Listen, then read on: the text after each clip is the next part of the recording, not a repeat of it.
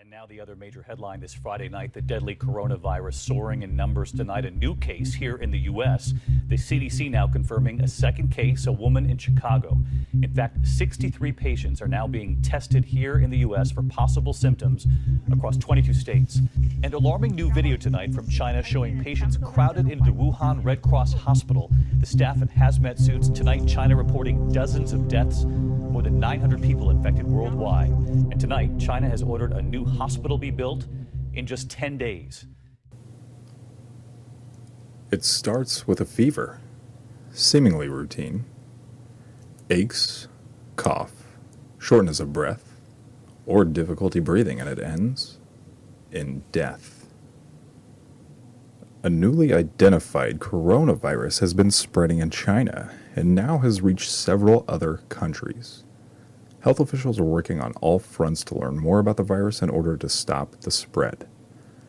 As of January 24th, 2020, there are more than 1,500 confirmed cases and 54 deaths linked to the coronavirus, with another 8,420 people under observation. In the United States, 63 people across 22 states have been or are currently being tested. The incubation period for this coronavirus is believed to be 14 days, but this is not exactly clear. Welcome to the Conspiracy Files. I'm your host, and you can call me Zero. If you're hearing this, chances are you feel like I do. Chances are you're willing to face the hard truth that's right in front of you. Just take a look around. We live in a fantasy world where warfare is done in the form of advertising, where mind-altering chemicals come in the form of food, brainwashing is done on the platforms of social media, and isolation is created by social networks.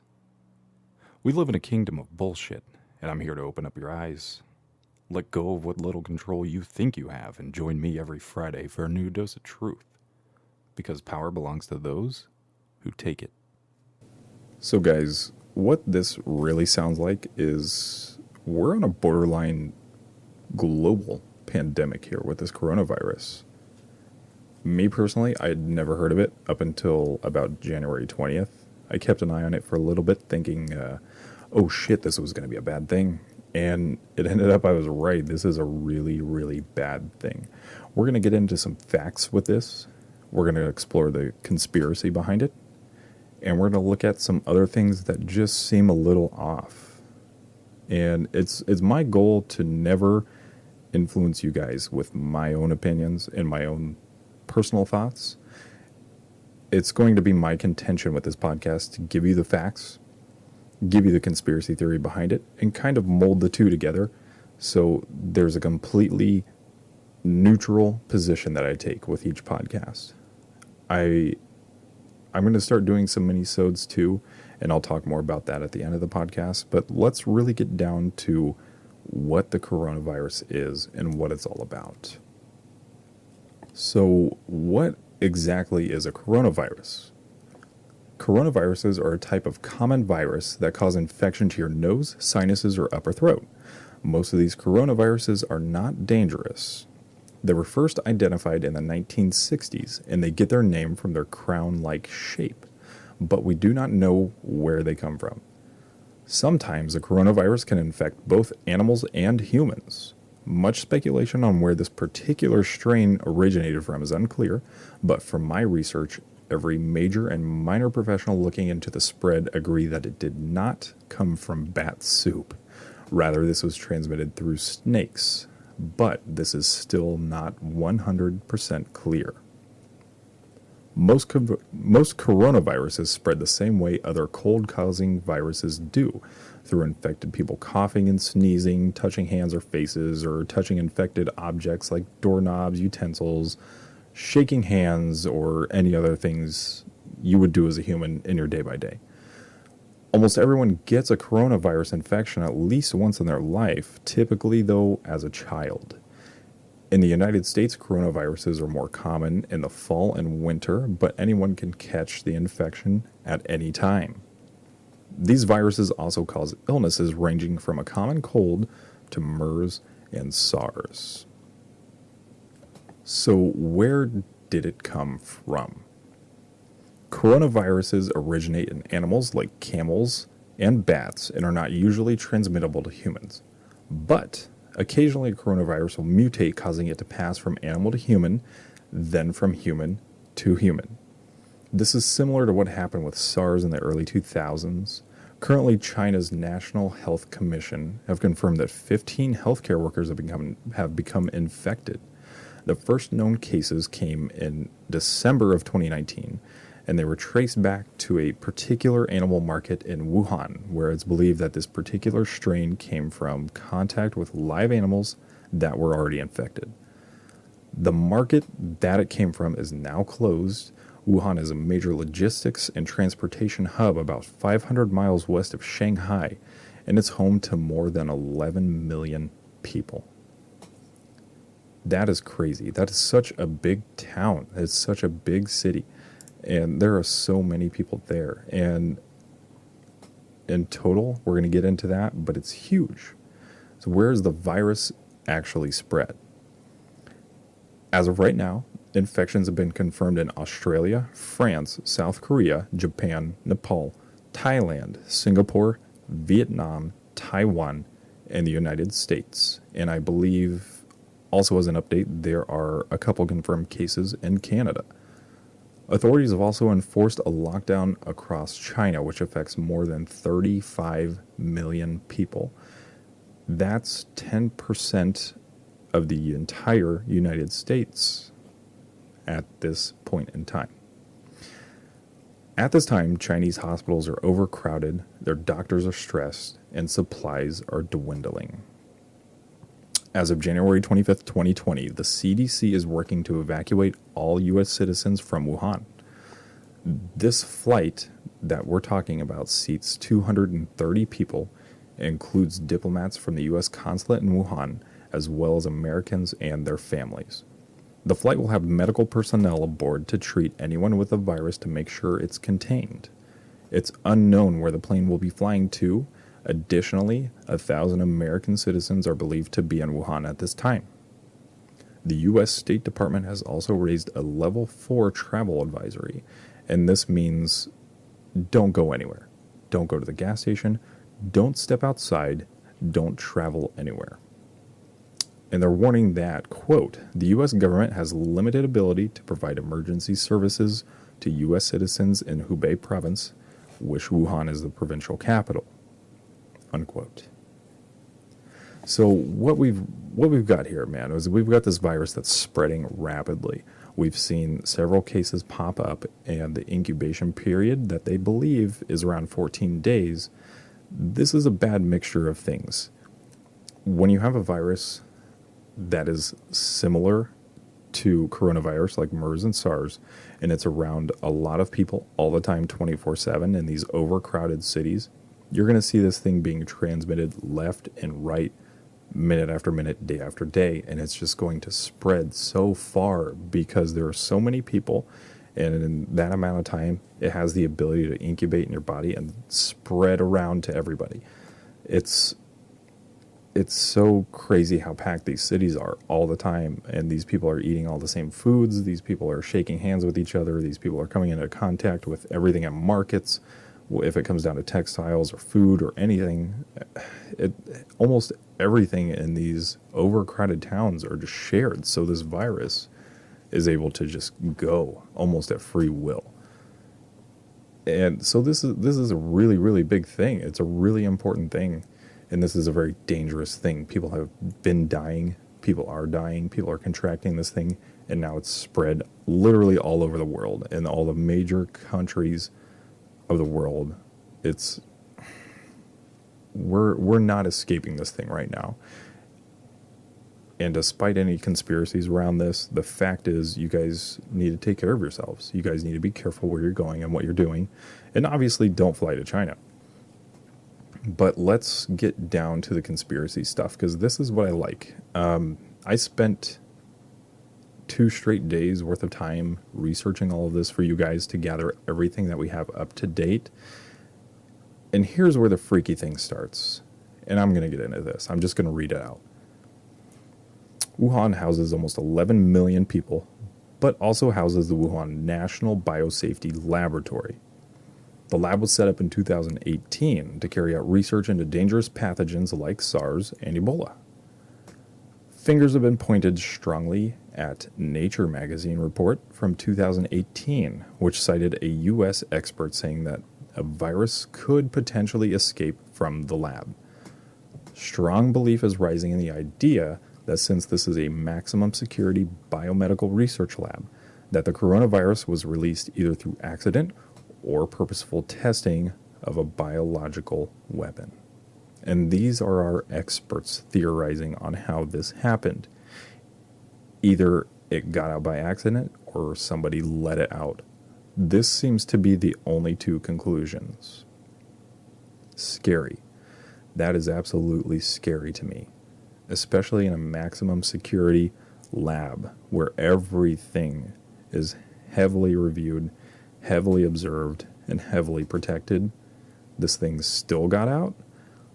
Right. That if that doesn't raise a red flag in your head like it does mine, then I don't know what to tell you, man.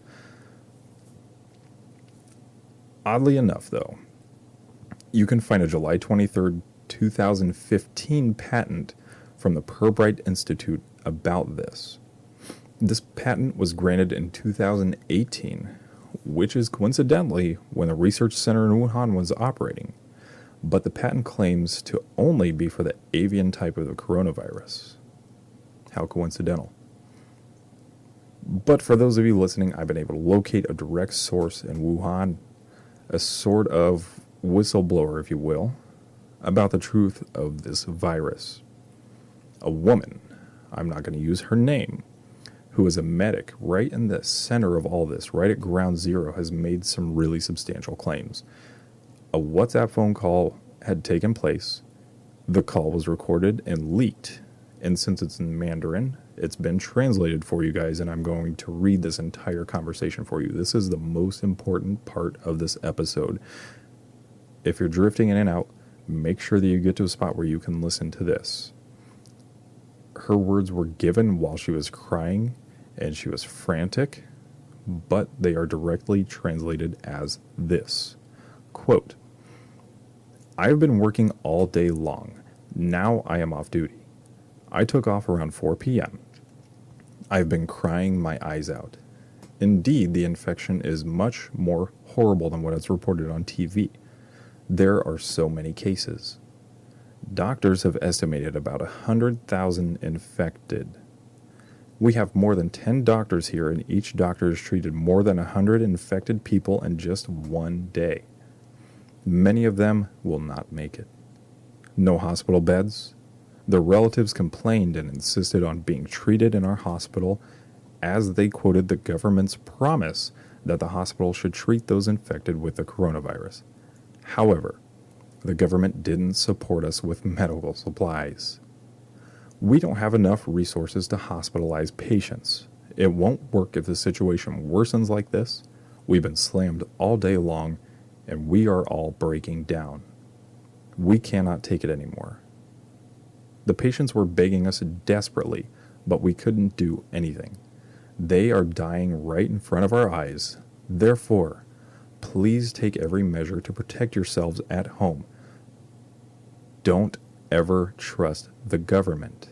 We are on our own now." Unquote. And as of today, there are fears that the virus may be evolving, with people being seen coughing blood. Jesus.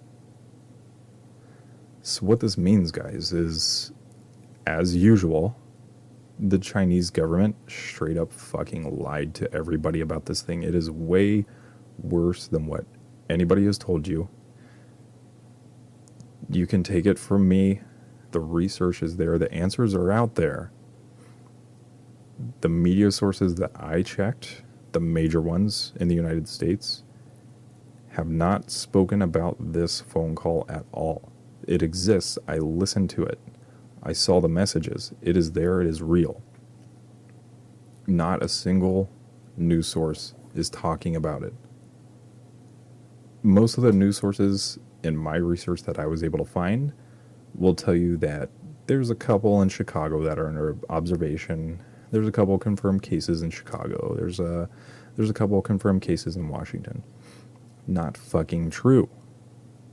They are lying to you, and it is not okay. You heard the beginning of this.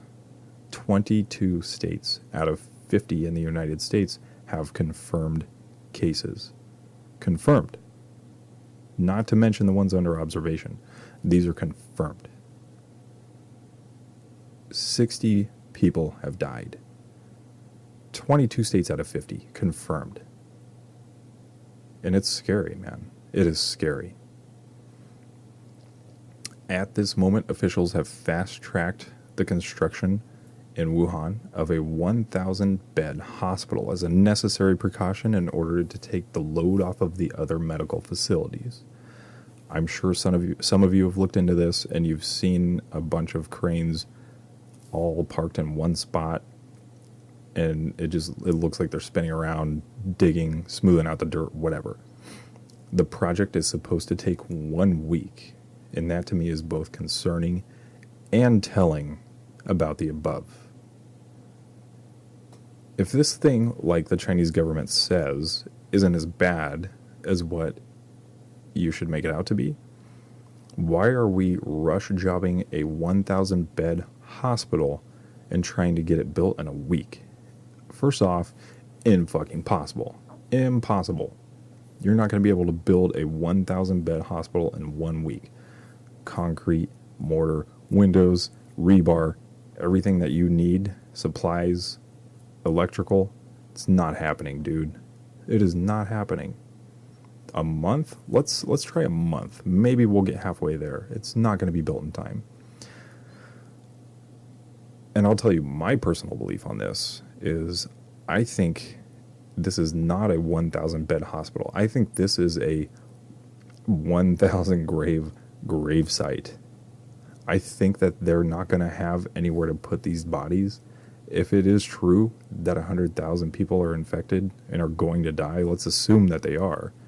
Where are you going to put 100,000 bodies before they start to decay? That makes more fucking sense to me. That's concerning and telling. I think this is way worse, you guys, than... I think it's going to be so bad. I think it's going to get way worse before it gets better. But as you guys can kind of see, there are a lot of problems here. Mainly the lies, but there's also lots of speculation. This thing... I think this thing's just getting started. And I'm going to keep you guys updated with minisodes as time goes, as soon as I find out more info when I get it from my sources. But this is literally all the information that I have right now. But I have this sinking feeling that there's just so much more to it. And to me, that's extremely scary. I wish I had more info for you guys. I wish I could tell you more. But this is all that's happened so far, and I think people are digging for information as much as they can, and I think they're going to unravel some stuff. I think that there's... some people think this is engineered on purpose as sort of a population control thing, a population control measure. I could see that realistically. I could see why somebody would think that, and I could see why you would go that route in your thoughts. And you're not crazy for entertaining the idea, and you're not stupid for considering all angles. Could it be accidental? Sure. Could it have come from a snake and jumped from animal to human? Sure. That does happen. That's what happened with SARS in 2003. Could it come from bat soup? Possible. It's very possible. But on top of all the speculation, I think it's very, very true that there are 100,000 people infected. And that is ultimately...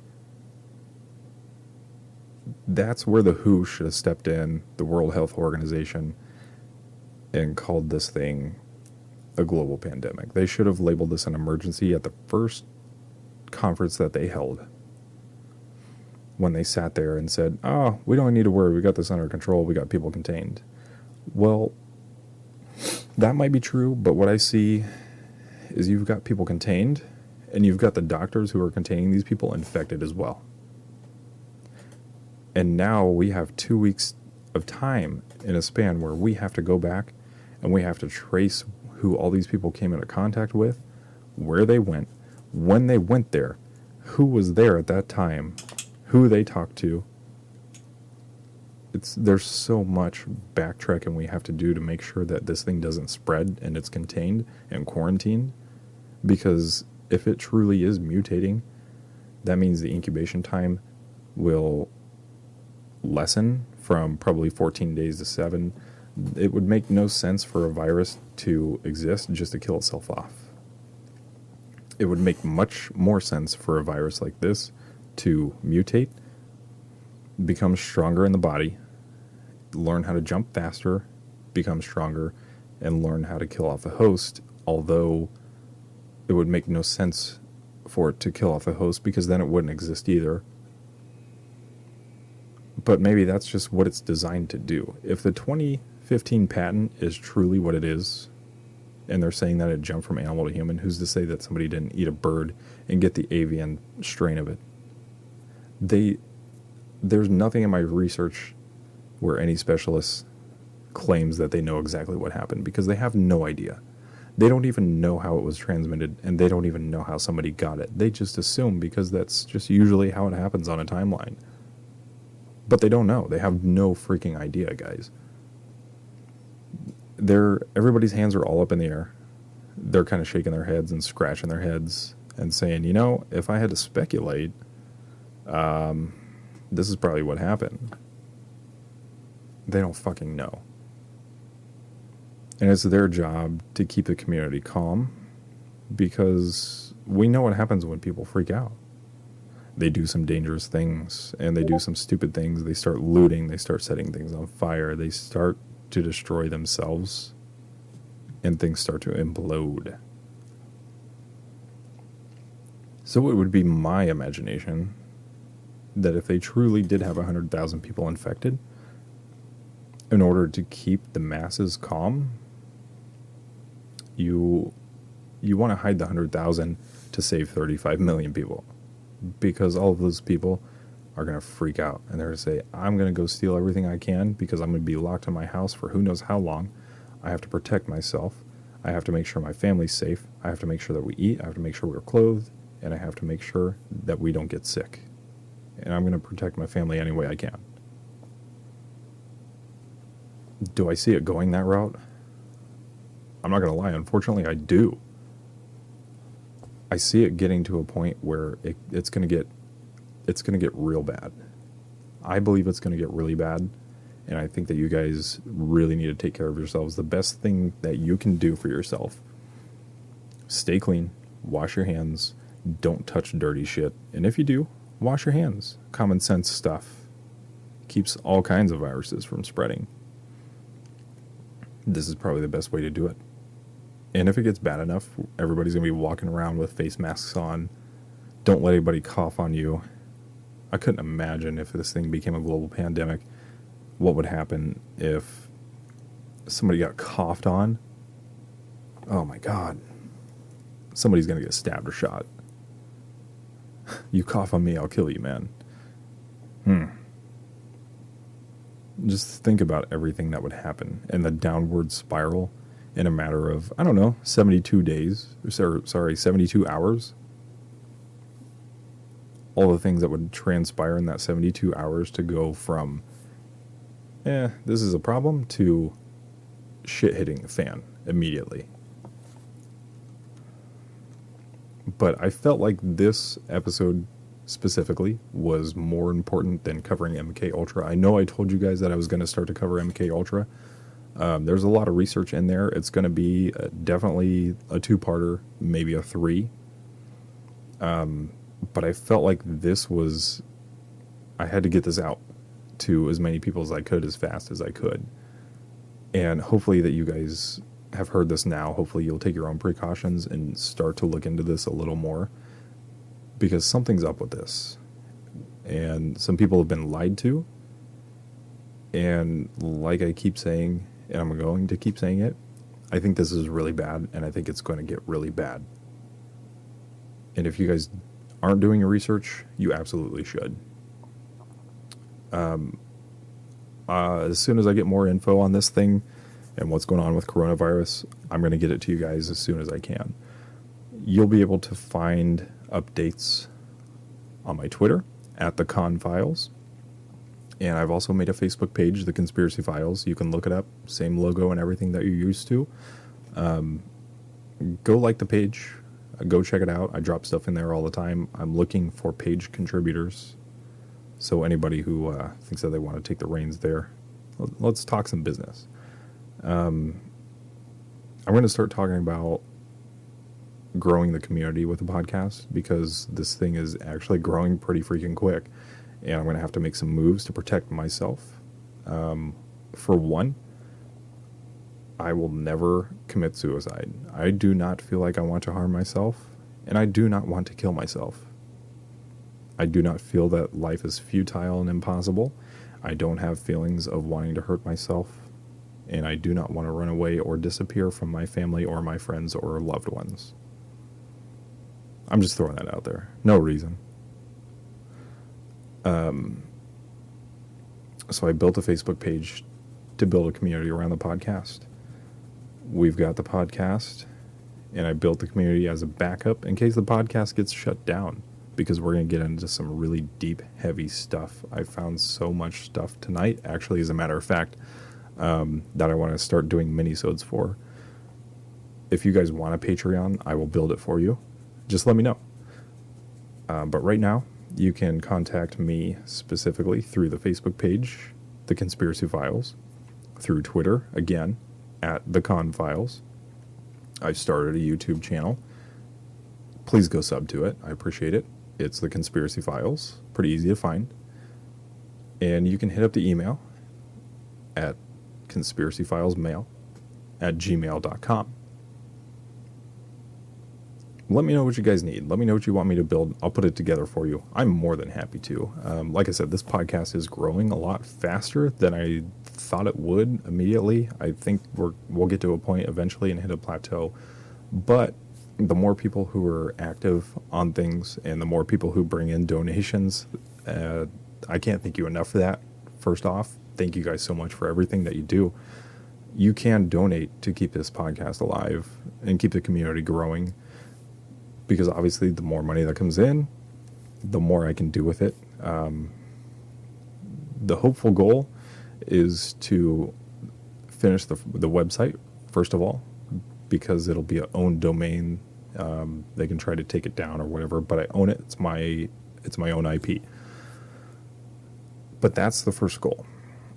And once the website's stable and going and we have contributors that are writing and adding to the website, on a regular basis, every day, every other day or whatever, and I can add more content to it regularly, and we can really grow a community, then that's when I'll start to attack the point of going around to conventions and speaking to you guys, because you guys are the thing that's going to make or break this podcast.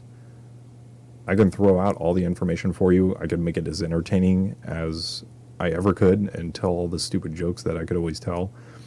Obviously, I wanted to take this a more serious route, because it is very serious. But ultimately, I cannot do this without you guys. And I want you all to know that. And I want you all to know that I'm here for you guys. I have a lot of emails to respond to.